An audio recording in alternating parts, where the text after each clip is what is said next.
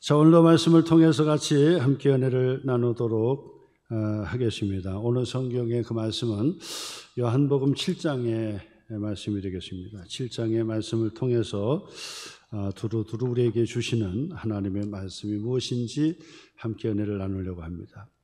예수님께서 초막절, 유대인의 명절, 예루살렘에 올라가셔서 성전에서 큰 소리로 외치시고 예수님께서 제자들과 함께 가르치셨다라고 하는 것이 요한복음 7장의 말씀이 됩니다. 유대인의 큰 명절, 3대 명절 그러면 첫째 유월절이 있습니다. 유월절, 패스오버 그럽니다.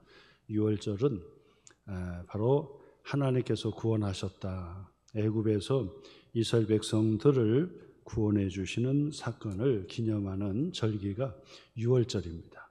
유월 넘어갔다는 얘기죠. 하나님께서 구원해 주셨다라고 하는 의미가 되겠습니다. 두 번째로는 유월절 그리고 무교절을 지나서 50일째 되는 날을 바로 이 오순절이라 그럽니다. 오순절, 77절 그럽니다. 그래서 오순절 바로 이 명절이 두 번째 명절이 되고 그 다음에 세 번째 명절이 요한복음 7장에서 우리에게 가르쳐주는 초막절기가 됩니다. 초막절.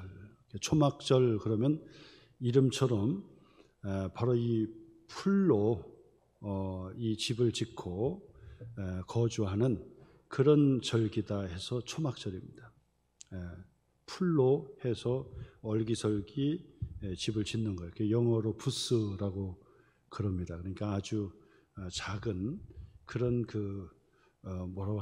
움막처럼 지어진 것을 얘기합니다.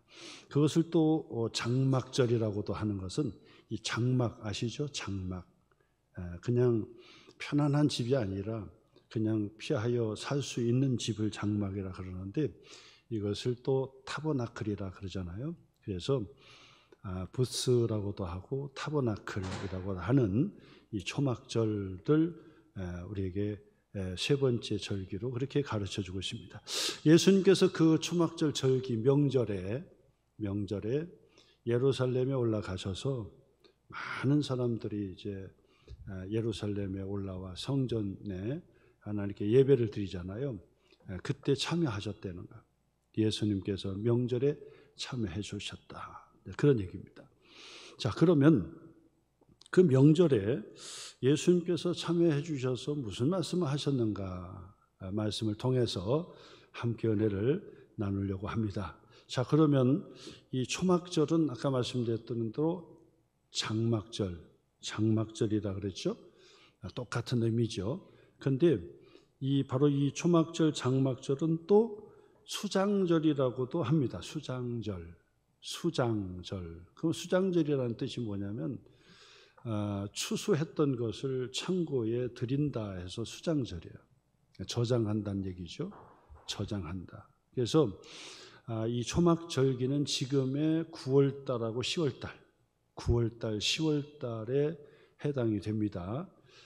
그때는 올리브 열매를 수확하게 되고 그 다음에는 포도를 수확하게 됩니다. 그래서 올리브 열매와 포도를 창고에 들여 이 수확해서 창고에 드린다 해서 바로 이 수장절이라고 하는데 지금으로 우리가 얘기한다면 추수감사의 격이 되겠죠. 가을에 추수해서 감사로 하나님 앞에 드리는 절기. 그래서 추수감사 절기하고 바로 이 비슷한 절기라고 말씀을 드릴 수 있습니다. 자, 그러면 그때 어떤 일들이 일어나게 되는가? 한 주간 동안 이 명절을 지키게 되는데 한 주는 7일이죠. 마지막 8일째는 하나님 앞에 이 화제로 해가지고 하나님 앞에 예배를 드리게 됩니다. 그래서 총 8일 동안 지키는 절기, 명절을 초막절, 장막절, 수장절이라 이제 그렇게 얘기하는데 그때가 되면 무엇을 준비하고 어떤 행사가 있는지 말씀을 통해서 우리가 함께 살펴보면서 함께 은혜를 나누려고 합니다. 가정에서 각 가정마다 이 초막을 만들어요. 풀을 거두어 가지고 얼기설기 해가지고 이 초막을 짓는 거예요. 우리가 들어가서 일주일 동안 살 수 있는 초막을 만드는 거예요. 지금으로 본다면 이 텐트를 치는 격이나 마찬가지인데, 텐트는 그래도 재질이 지금은 좋아져 가지고 편안하게 이 텐트 속에서 생활할 수 있잖아요. 근데 이 초막은 얼기설기 만들어 가지고 정말 불편한 곳으로 만드는 거예요. 잠시처소처럼 만드는 거예요. 그래서 이 절기 때가 되면 일주일 동안 집에서 나와 가지고 이 초막에 일주일 동안 생활을 하게 됩니다. 옛날에는 이 광야 같은 곳에서 초막을 짓고 가가지고 일주일 동안 생활하고 그랬는데, 나중에는 예루살렘 성 주변에 초막을 짓고 그리고 거기에 가가 일주일 동안 생활하는 그런 절기 명절이 되기도 하는데, 지금은 미국에서도 보면은 이 유대인들 초막절 지키는 때 보면은 바로 집 앞마당에다가 얼기설기 너무 잘 만들면 안 돼요. 너무 좋게 만들면 침대도 들어가고 막 이러면 안 되고, 불편하게 일주일 동안 생활할 수 있는 초막 장막을 집 앞에다가 이렇게 만들어 놓는 겁니다. 그리고 나서 한 주 동안 그 초막에서 살게 되는데, 의미가 뭐냐면 이스라엘 백성들이, 모세와 이스라엘 백성들이 40년 동안 광야에서 살았습니다. 광야에서 살았어요. 불편하잖아요. 천막을 쳤다가 거뒀다가 또 움직이고 40년 동안을 생활했는데, 바로 광야 40년의 생활을 기념하는 절기로서 이 장막절을 지키는 거예요. 그러니까 불편하게 어렵고 고난스러운 생활을 체험하는 거죠. 그래서 이 초막에서 일주일간 사는데 얼마나 불편해요. 아이들도 막 나는 침대 없으면은 잠이 안 오는데, 그런데 바로 이 초막에서 일주일을 보내야 됩니다. 그리고 또 음식 같은 경우도 푸짐하게 장만하는 것이 아니라 바로 이 무교병, 맛이 없는 무교병을 해가지고 바로 이 간단한 식사도 거기서 할 수 있도록 그렇게 하고, 그 다음에 아버지 어머니가 애들을 붙들고 그곳에서 하나님의 말씀을 가르치는 그런 일들을 하는데, 무엇을 가르치겠습니까? 바로 우리의 조상들이 광야 40년을 이렇게 보냈다. 불편하지? 바로 불편한 고난의 시간들을 보내게 되었다라고 하는 것을 몸소 체험하라고 그렇게 절기로, 명절로 그렇게 지키게 되는 것을 보게 됩니다. 그리고 이 초막절이 시작이 되면 일주일 동안 첫날부터 마지막까지 행사 중에 하나가 뭐냐면, 제사장들이 다 나와가지고 금 항아리 있잖아요. 순금 항아리를 품에 이렇게 안고 실로암 연못에 가요. 실로암에 가가지고 실로암에서 그 항아리에다 물을 잔뜩 받고 가슴에 딱 안고, 그리고 선전까지 걸어서 이렇게 오게 됩니다. 행진하게 돼요. 장관이겠죠. 이 제사장들이 전부 다 물 항아리를 쥐고 저 손에 그 가슴에 품고 이렇게 오는데, 걷다 보면은 뭐 띠뚱띠뚱 하다 보니까 막 물이 밖으로 철렁철렁 넘치게 되는 그런 이벤트의 사건들이 일어나게 되는데, 첫날부터 마지막까지 그 제사장은 바로 실로암에서 항아리에 물을 받아가지고 성전 안으로 들어가고, 성전 안에 제단 있잖아요. 그 제단에 7번 이렇게 뿌리게 되는 그 행사를 매일같이 그렇게 하게 되는 것을 보게 됩니다. 그러면 실로암 못에서부터 제사장이 이제 물에 담은 항아리를 안고 갈 때, 그때 양 옆에 무리들이 막 쭉 넣어서 성전까지 이렇게 쭉 넣어져 있어요. 그러면 그 가는 길에 손에 종려나무를 가지를 가지고 막 흔들면서 하나님의 말씀, 찬양으로 막 찬양하고 기쁘게 막 찬양하고 뛰는 거예요. 그러면 물을 안고 성전으로 들어갈 때까지 막 쭉 들어서 가는 그 광경들이 펼쳐지게 되는 것입니다. 물이 뭐 철렁철렁 넘치게 되고, 그 다음에 그 주변에서는 종려나무 가지를 막 흔들면서 찬양하고 노래를 해요. 그래서 예수님께서 제자들과 함께 이 나귀를 타시고 이 성전에 가실 때, 그때 자기의 이 겉옷을 벗어서 그 앞에 깔고, 그리고 종려나무 가지를 흔들면서 호산나 호산나 찬송을 불렀다고 그러잖아요. 그 호산나는 제발 우리를 구원하소서, 제발 우리를 구원해 주소서 하는 그런 찬양을 부르면서, 노래를 부르면서 성전 안으로 이렇게 이제 몰려서 가는 그런 이벤트, 바로 이 초막절기에 되어지는 이 사건이 되는 것입니다. 자, 그 다음에 마지막 날에는 저녁 때에 성전 안에 여인의 뜰이 있는데, 여인의 뜰에 큰 금초대 4개를 크게 세워가지고 거기에 불을 지피는 거예요. 그리고 주변은 불을 다 끄게 되는 거죠. 소등하게 되죠. 그러면 그 불빛으로 바로 여인의 뜰과 그 성전에 환하게 비치게 되는 것을 보게 돼요. 저녁에 빛을 보면서 하나님을 찬양하고 그리고 노래하는 그런 이벤트의 사건들이 바로 이 초막절기에 이루어졌다라고 하는 것입니다. 예수님께서 바로 그 절기에 참여해 주셨다. 예수님께서 제자들과 함께 참여해 주셨어요. 자, 그랬더니 그 명절에 주변에 있는 곳곳에 이 사람들이 전부 성전으로 다 몰려들기 시작하잖아요. 그래서 성전에 많은 사람들이 바로 이 성 안에 가득 차게 되는데, 그때 많은 사람들이 수근수근하게 됩니다. 예수님의 소문을 들어서 수근수근하게 됩니다. 그리스도라고 하시는 이가 바로 예수라고 하더라. 그러면서 소문에 듣자 하니 하고 예수님 이야기를 하기 시작합니다. 그러면서 그들이 얘기합니다. 그리스도, 예수가 그리스도라면 다윗의 씨에 해당이 되고 다윗의 혈통에서 나게 되는 것이고, 그리고 예수가 그리스도라고 한다면 바로 이 다윗의 고향인 베들레헴에서 바로 이 그리스도가 나신다 그랬는데, 예수님은 나사렛 출신, 갈릴리 출신이란 말이에요. 그러면 갈릴리 나사렛에서 어떻게 그리스도가 날 수 있겠느냐, 뭐 이런 얘기도 하는 거예요. 그러면 또 옆 주변에서 얘기했겠죠.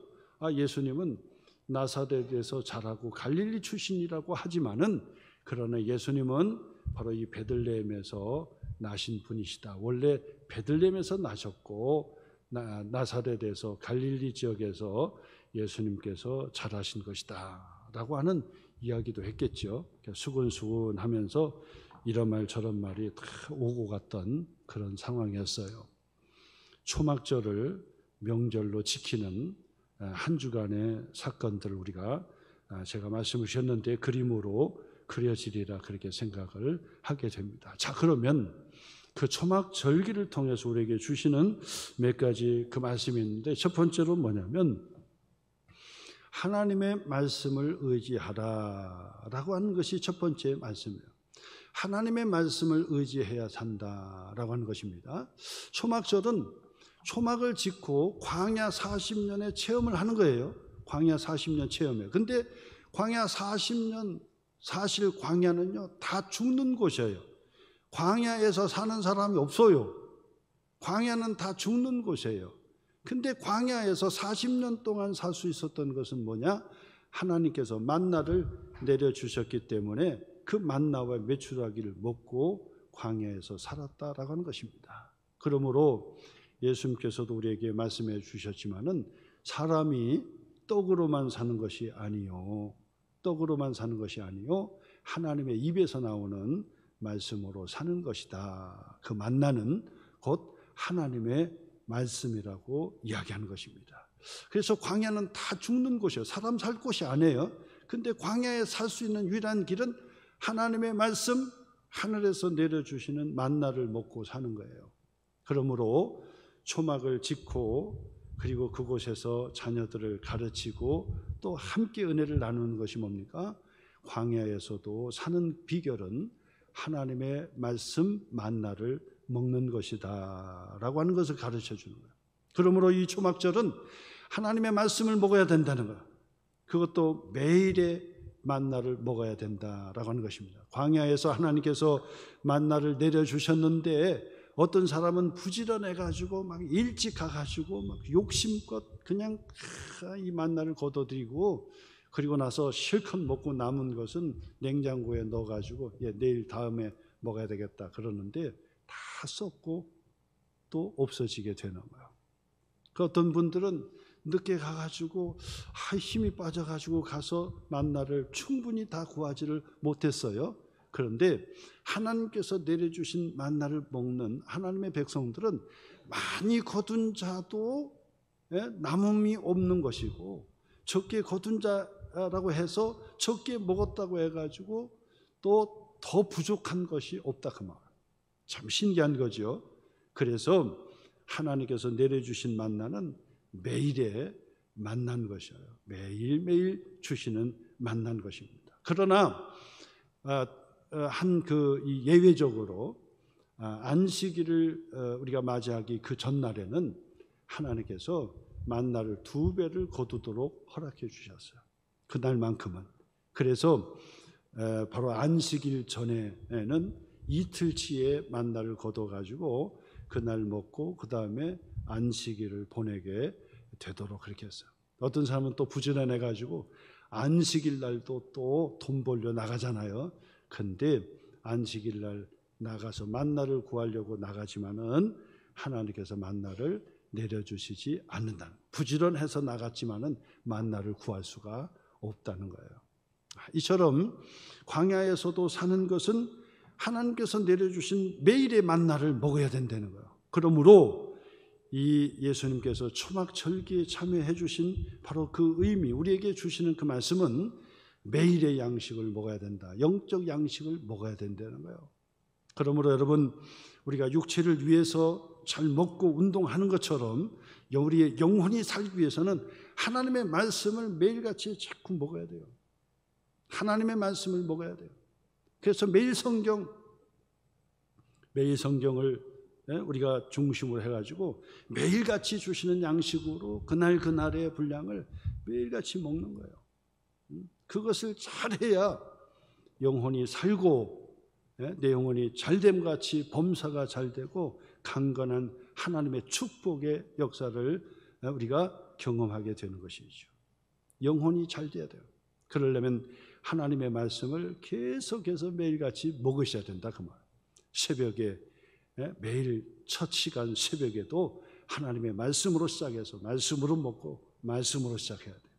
여러분 집에 계실 때도 늘 하나님의 말씀을 붙들고 한 주간 성경 붙들고 가지고 왔다가 예배 시간에 펴서 보고 집에 가셔서 다시 또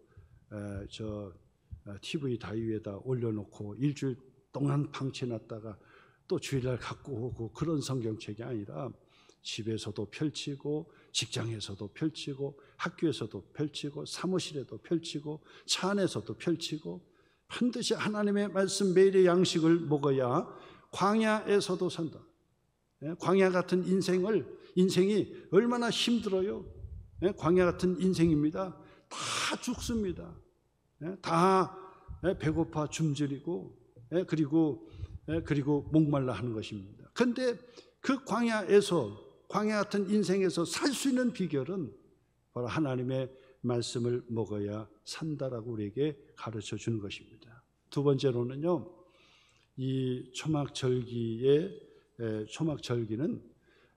바로 이 9월달, 10월달 추수했다 그러잖아요. 추수하고 그리고 난 다음에 바로 그때 밀과 보리를 파종하는 때가 그때예요.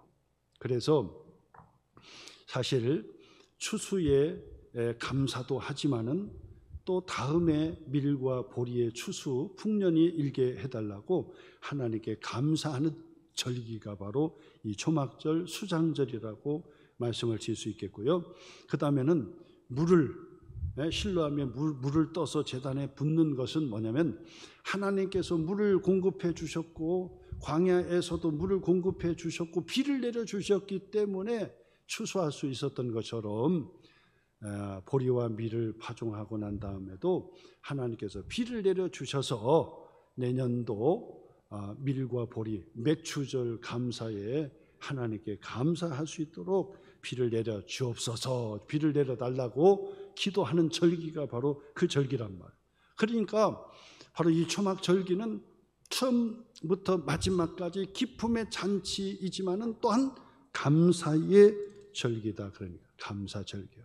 그래서 감사 또 감사하는 거예요. 이스라엘 백성들이 광야에 얼마나 불편합니까? 초막에서 일주일 동안 사는데 얼마나 불편합니까? 나는 소파가 아니면 앉을 수가 없어요. 근데도 땅바닥에 쭈그리고 앉아야 돼요. 나는 침대가 없으면 누워서 잘 수가 없어요. 근데 땅바닥에 초막을 짓고 그곳에서 하늘의 별을 보면서 잠을 자야 된다. 불편하다고요. 불편해. 광야 40년이 얼마나 불편합니까? 그러니까 이스라엘 백성들이 항상 원망하고 불평하고 원망하고 불평하고 그리고 애굽에 있을 때가 좋았다고 자꾸 원망하고 불평했어요. 근데 원망하고 불평했기 때문에 결국 광야에서 다 죽어버렸어요. 그래서 이 초막 절기를 통해서 우리에게 가르쳐주는 말씀은 원망하고 불평하면 광야에서 죽는다는 거예요.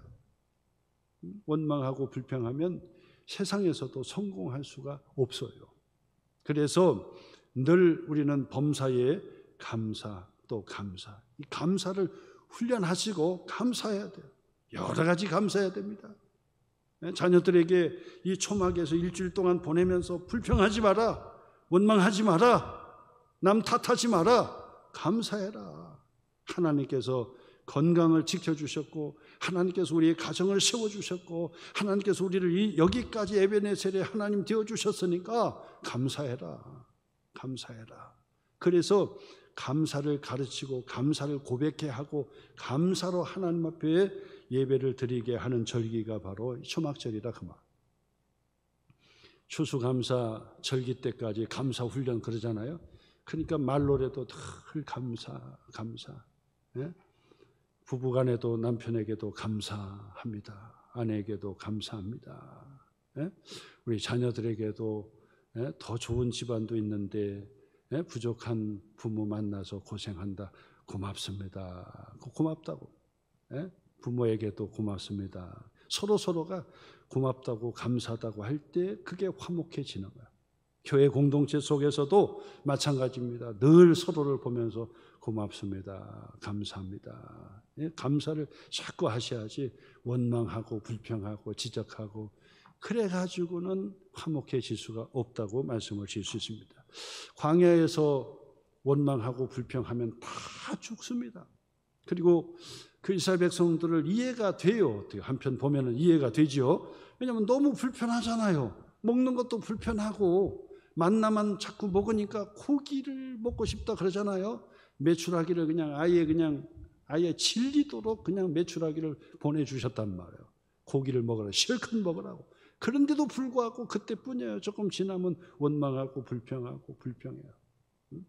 우리의 삶이 보면은요, 가만히 있어 훈련 않고 가만히 있으면 다 원망하고 불평하게 돼 있어요. 근데 하나님의 말씀으로 우리가 훈련하는 거예요. 너는 범사에 감사하라. 그러니까 자꾸 감사를 찾고 감사 입에 그 달고 감사 하셔야. 그래야 좋은 일들이 일어나고 감사하면 더 좋은 일들이 일어나고 감사할 일들이 일어나고 하나님의 축복의 열매가 맺어지는 거예요. 근데 원망하고 불평하면요, 있던 것도 다 사라져 버려요. 있던 것도 사라지고 오는 복도 다 차게 되는 거예요. 그렇기 때문에 항상 얼굴 환하게 늘 감사하고 감사하는 그런 성도가 되셔야 하는데, 예수님께서 바로 이 초막절기 명절에 참여하셨습니다. 감사라는 거, 감사. 하나님께 감사하는 절기라고 우리에게 가르쳐 줍니다. 그다음에 세 번째로는 바로 이 광야의 체험이라고 그랬잖아요. 광야 40년을 기념한다 그랬는데, 광야 40년의 시작이 어디입니까? 시내산이거든요. 시내산. 그러니까 시내산은 어떤 곳이었습니까? 모세를 통해서 하나님께 십계명을 받아들고 이스라엘 백성들과 언약의 백성을 체결했던 곳이 시내산이에요. 그래서 그 언약을 우리는 시내산 언약이라 그런단 말이에요. 시내산 언약이라. 그 시내산 언약은 십계명과 함께 율법을 주신 거예요. 토라를 주신 거예요. 창세기, 출애굽기, 레위기, 민수기, 신명기, 모세 5경을 우리에게 주신 것이란 거예요. 그러면 그것은 왜 우리에게 언약을 체결하고 주셨습니까? 복을 주시려고. 하나님께서 복을 주시려고 광야의 40년을 지나 가나안 땅으로 하나님께서 인도해 주시려고 언약을 체결해 주신 것이다라고 하는 것입니다. 자, 그런데 그 언약, 십계명과 그 언약은 무엇이었습니까? 크게 두 가지요. 예수님께서도 구약 성경을 딱 두 가지로 요약해 주신 거예요. 그러므로 예수 믿고 신앙생활하는 우리들도 예수님이 가르쳐 주신 대로 구약의 율법 그러면 두 가지 다 딱 요약을 하고 있어야 돼요. 십계명이 뭐냐? 그러면 10개지만은 딱 두 개로 요약해 줄 수 있어야 돼요. 모든 율법을 다 두 개로 딱 요약해 줄 수 있는데, 그 첫째 요약이 뭡니까? 하나님을 어떻게 하든지 사랑하라. 하나님을 사랑해서 예배를 잘 드리고 하나님을 기쁘게 해드리는 것을 우리에게 가르쳐 주는 거예요. 그러니까 십계명도 그렇고 율법도 그렇고 다 무엇을 가르쳐 주냐면 어떻게 하든지 하나님께 예배 잘 드리고 하나님께 기쁨을 드릴 수 있도록 가르쳐 주는 것이에요. 이것이 첫째예요. 그 다음에 두 번째 요약은 뭡니까? 내 이웃을 내 몸같이 사랑하라는 거예요. 내 이웃을 내 몸같이 사랑하라는 거예요. 내 몸같이 사랑하라. 그래서 이웃을 향하여 악하게 군다든지 그러면 하나님께서는 반드시 복을 주지 않아요. 그런데 내 이웃을 향하여 냉수한 것을 대접해도 우리 하나님께서 기억하시고, 나그네를 대접하는데 천사를 대접하는 격이 있다 해서 성경에서도 나그네를 대접해서 천사를 영접하잖아요. 그런 것처럼 그때나 지금이나 지금도 정통파 유대인 미국에 가서 보니까, 제가 미국에 가서 유대인들의 회당도 가고 그 가정도 제가 들어갔어요. 가서 얘기도 하고 같이 음식도 나누고 그랬는데, 그 사람들은 철두철미하게 아이들에게 가르치는 것이 두 가지라고 보죠. 첫째는 하나님을 어떻게 예배하고 하나님께 기쁘게 해드리는 거, 예배죠. 그 다음에 두 번째로는 이웃을 사랑하라는 것을 철두철미하게 배우는데, 이웃을 사랑하기 위해서 저들은요 하나님께 헌금도 드리고 그 다음에 반드시 구제 헌금을 드리게 되는 거예요. 이게 어렸을 때부터 그게 그렇게 가르치는 거예요. 제가 미국에 갔던 그 회당은 여러분 잘 아는 그 스필버그 감독이잖아요. 그 감독이 다니는 그 회당에 이제 갔었어요. 그랬더니 그 회당에서 그 종사하는 분들도 저에게 아주 자랑스럽게 얘기하더라고요. 혹시 스필버그를 아느냐?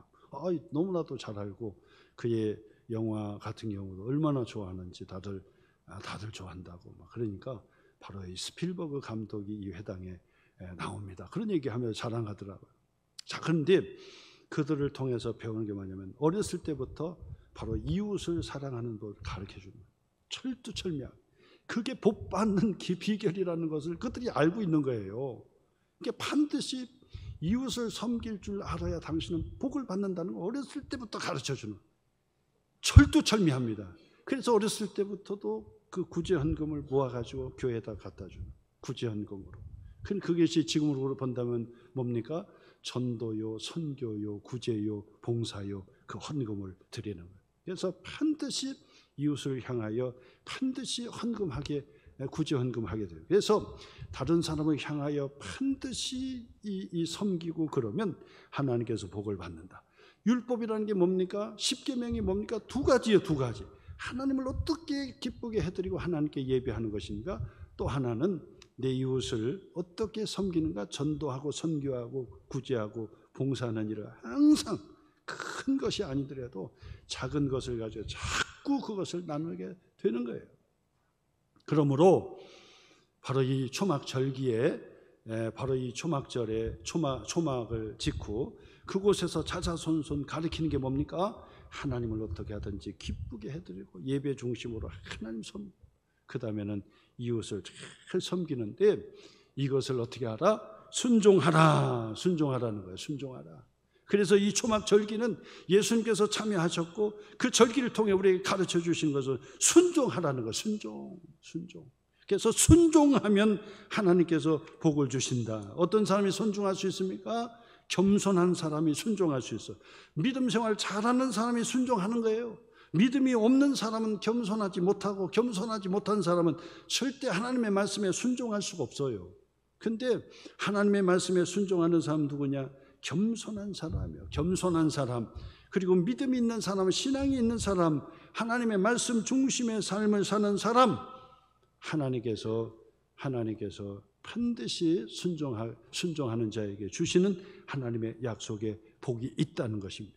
그러므로 바로 실로암에 못에서 물을 떠다가 성전에 제단에 물을 7번을 뿌리는 거거든요. 순종함으로 하나님께서 우리에게 먹을 물을 주시고 그리고 또 추수의 풍년을 들게 하나님께서 비를 내려주신다. 그러므로 우리가 하나님의 말씀 앞에 순종하면 하나님께서 반드시 풍성한 물과 비를 우리에게 허락해 주셔서 풍성한 추수와 열매를 맺게 해 주신다. 이것을 우리에게 가르쳐 주는 거예요. 마지막 네 번째로는 성령 하나님을 구하라는 거예요. 오늘 성경의 그 말씀에 보니까 이 8일 동안 되어지는 절기잖아요. 마지막 이벤트, 마지막 클라이막스예요. 절정에 이르는 이 초막절기 명절에 예수님께서 딱 등장하시는 거예요. 등장하셔. 마지막 절정에 이를 때 딱 등장하시는 거예요. 그러면서 예수님께서 오늘 말씀해 주시는 그 말씀이 오늘 다시 한번 보겠습니다. 37절 명절 끝날 곧 큰 날에 절정이에요. 명절의 절정에 이르는 날에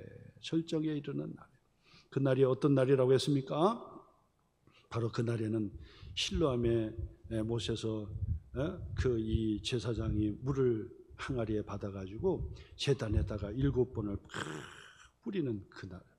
그리고 저녁에는 바로 이 촛대에다가 불을 지펴가지고 환하게 빛을 비춰주는 바로 그 절정의 때에 예수님께서 말씀하기 시작하는 거예요. 누구든지 목마르거든 내게로 와서 마시라. 이 말씀은 무슨 의미겠습니까? 여러분들이 초막절기를 왜 명절로 지키느냐? 바로 40년 광야 생활을 지키는 거 아니냐? 물을 떠다가 실로암 물에 떠다가 제단에 붓는 이유가 뭐냐? 광야에서도 바로 모세가 하나님의 명을 받들어서 바위를 쳤더니 바위에서 물이 터져가지고 그 물을 먹을 수 있었던 것이 아니냐? 그 물을 먹을 수 있었던 것이 아니냐? 바로 그 바위에서 물이 솟아나 바로 그 물단치를 하고 있는데 바로 누구든지 목마르거든 내게로 와서 마시라. 내가 바로 이 광야의 바위였다는 거죠. 내가 바로 물을 내주시는 하나님이셨다라고 하는 사실을 가르쳐 주는 겁니다. 그러므로 여러분 명절에 일주일 동안 이벤트 하면서 막 물을 뿌리면서 비를 내려주세요. 물을 우리에게 주세요. 더 풍성한 물을 주셔서 우리가 광야에서도 살게 해주세요. 광야에서도 풍년이 들고 양식을 가지고 먹게 해주세요라고 하는 이벤트의 이 절정에 이렇지만은 이 모든 것은 다 이벤트일 뿐이지 나를 믿는 자가 바로 성경의 이름과 같이 그 배에서 생수의 강이 흘러 넘치게 되리라. 예수님을 믿는 자마다 물을 흡족하게 내려주시고 비를 흡족하게 내려주시고 그래서 만나를 내려주셔서 광야에서도 산 것처럼 양식을 내려주셔서 산 것처럼 예수님을 믿는 자마다 양식을 하나님께서 주시는 것이고 예수님을 믿는 자마다 물을 우리에게 흡족하게 내려주시는 것이고 예수님을 믿는 자마다 구름 기둥, 불 기둥처럼 인도함을 받게 되는 것이다라고 하는 것을 가르쳐주는 말씀이에요. 그것은 곧 바로 예수님께서 성령을 우리에게 보내주신 것을 말씀하신 것이라고 사도 요한은 바로 이 주석을 달아서 39절에 설명하고 있습니다. 이는 그를 믿는 자들이 받을 성령을 가리켜 말씀하신 것이라. 그래서 바로 이 물이 풍성한, 비가 풍성하고 만나를 먹여주신 이 광야의 이 사는 이벤트를 보여줬지만은 그것은 바로 나를 믿는 것이다. 나를 믿는 것. 누구죠? 예수님을 믿는 것이다. 그러므로 여러분, 오늘도 여러분 마지막 말씀 드립니다. 예수님을 믿으면 하나님께서 영의 양식으로 영생하게 해주십니다.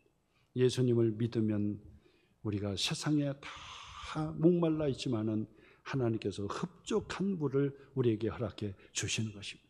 예수님을 믿으면 세상에 막 방황하면서 비를 내려달라고 풍성한 추수를 하게 해달라고 하지만은 예수님을 믿으면 풍성한 추수의 때를 우리에게 열매로 허락해 주신다는 말씀이고, 예수님을 믿으면 예수님께서 친히 구름 기둥, 불 기둥으로 우리를 안전하게 보호해 주시고 인도해 주신다는 사실을 우리에게 가르쳐 주는 말씀이 됩니다. 오늘도 여러분, 예수님을 내가 나의 주님 그리스도로 믿습니다 라는 그 믿음의 고백이 바로 광야 같은 인생에서도 목말라 하지 않고 흡족한 그 행복을 가지고 살아날 수 있다는 것을 다시 한번 기억하셔서 한 주간도 승리하시기를 주님의 이름으로 축복합니다.